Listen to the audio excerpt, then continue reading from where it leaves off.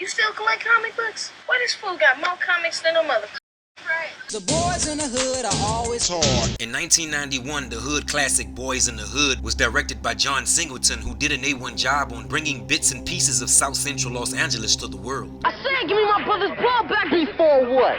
What's your fat ass gonna do? It inspired several other hood movies, and in mid-2005, an Atlanta-based rap group embodied the name, signed to Bad Boy Records, and sold millions of albums. Jody Breeze, Big Gee, Duke, and the group's most notable member, Young Jeezy, was the original four of the group Boys in the Hood. We'll swap it out. If it's still in the rap, we'll swap it out. June 21st, 2005, Bad Boy Records released their self-titled debut album, Boys in the Hood. The first single released from the album, titled Them Boys, instantly put them on that level, charting the album at number 13 on US rap charts. The fofos in the dashboard, trying to act bad and make me blast that jazz. With slick wordplay from Jody Breeze, the Barry White bass feel of Big Gee, the pimp tales of Big Duke, and Young Jeezy's ad-libs and dope rhymes gave them some fame but not a household name. With one successful album as the original group, they did well, but when the most notable member left, the group slowly dismantled. Even with the strong replacement, they couldn't rekindle the original sound. Not all groups that break up end with a bang, but in this case, it did. Jody Breeze and Young Jeezy, both known for carrying their own in the streets, got into real street beef that made Jody Breeze the subject of a horrible gang shooting.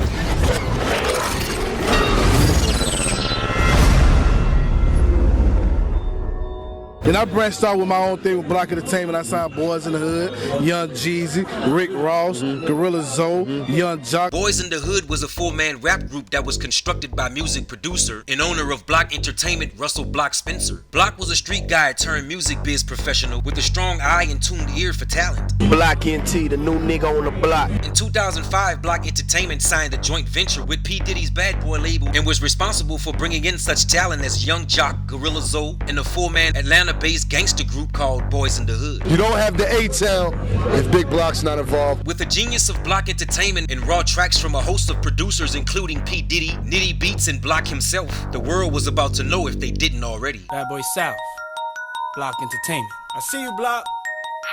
Boys in the Hood. Boys in the Hood dropped in 2005 and was one of Block Entertainment's first generation acts that supported the label's name and growth. Their debut album, Boys in the Hood, sold to 500,000 copies due to the powerful hit single, Them Boys. It's the boys in the hood, sell anything with pride. The second single released from the album, titled Felonies, was an excellent follow-up to Them Boys. A hard-knocking beat produced by Jazzy Faye, a threatening hook led by lyrically fit Jody Breeze, and slick bars spit by each member made the song a hit. If you ever seen one, have some Air Force One.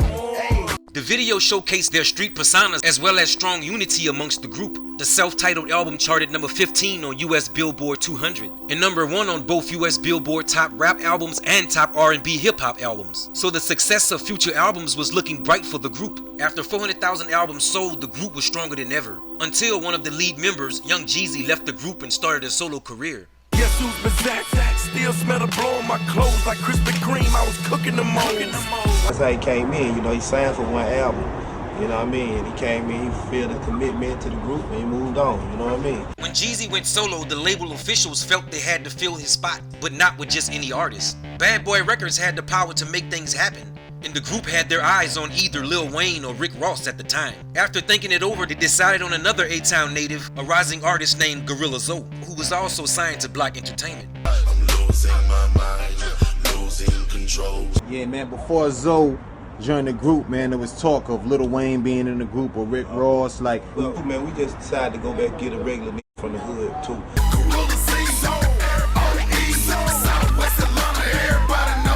Gorilla Zoe joined Boys in the Hood, and on October 2nd, 2007, they released their second album titled Back Up in the Chevy, which was somewhat of a disappointment to fans. The album charted number 51 on Billboard's 200, selling 16,000 units, then fell to number 100 in its second week, selling only 8,000 copies, making a total of 24,000 copies of their second album sold. Back in the Chevy was Boys in the Hood's last album together as a group. Each member went their own way, concocting solo projects to further their careers. By that time, Young Jeezy was 2 albums in, Let's Get It and The Inspiration, and by 2008 he had dropped another titled The Recession. They want that youngness, that dumbness, that where you from.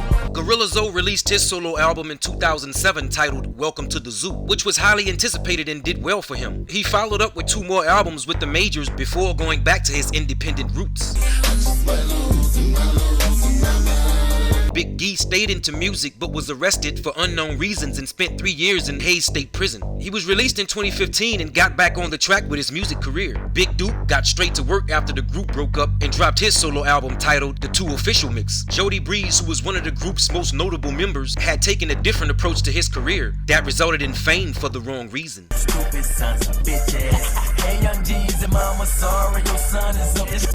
Jesus know, man, on different occasions, man, I came up on him like, bruh, like, what's up? Like, we got a problem for real? Prime example, you remember the time on Ocean Drive, you and Keisha Cole, remember that? I could have shot Shad. I was on tour with Jody Breeze. Like, Jody Breeze was the guy. Yeah. Mm-hmm. Like, all the girls loved Jody. Like, we on the bus, like, damn. You know what I mean? This ain't got nothing to do with no group, no nothing. I want everybody to understand that. This shit ain't got nothing to do with no kind of group, no nothing, man. Like, been doing a lot of slick, grimy, lame shit for a long time. But on the outside looking in, you have no idea what the going on for real. Mm-hmm. All you see is the with the ice on, you know, hopping up out the cars with who's supposed to be gangsters. Right. You feel what I'm saying? I know real gangsters. A verbal beef between Jody Breeze and Young Jeezy got started and quickly escalated into real life threats. The situation continued until Southwest Atlanta, where 4 people have been shot outside of West End Mall. Skyfox 5 is live over the scene.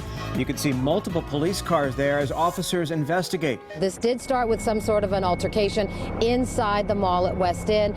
Police do believe, based on witnesses' accounts, that this was a drug deal of some sort and that there were, this is drug related and gang related. Apparently the people inside the mall were fighting and making references to their particular gang affiliations. Someone came outside of the mall and then someone turned from Lee Street onto Abernathy in a white SUV. There were several people in that vehicle because the person apparently got out of the passenger seat with a gun and started shooting. But it didn't end there. The people on the street and apparently the person they were fighting with inside the mall started shooting back and forth at each other. Young Jeezy was never connected to the crime, and that was the only news footage ever reported about that shooting. But sources say minutes after the shooting, Jody Breeze was reportedly caught on foot by APD just minutes after the shooting, while the other suspects fled the scene in a white Jeep SUV. Breeze's manager sent 11 Alive the following statement. Quote, "This story has no correlation with our artist, Jody Breeze. Our artist in jail and has no involvement with this incident. The story of our artist 4 people has unfortunately gone viral, and we are currently seeking action." End quote. Atlanta police said they are currently investigating and reviewing the footage from the shooting, but as of now, there's no suspects in the case. What goes through your mind, though, Jody, first of all, when you wake up to finding out that you're a wild man out here on these streets and you out here massacring people in the West End Mall? At the West End, I love the West End Mall. Come on now. See, playing like that, though. I had a feds at your door. Yeah, like you. And then I already got all kind of stuff going on anyway where people be playing with me like that, too. So it's like, y'all got my name all out here. Yeah. I got open cases over here. You feel me? And they all playing. It's like they doing it together. So I'm really coming out talking, like just trying to see what's really going on so I can pinpoint who I'm at.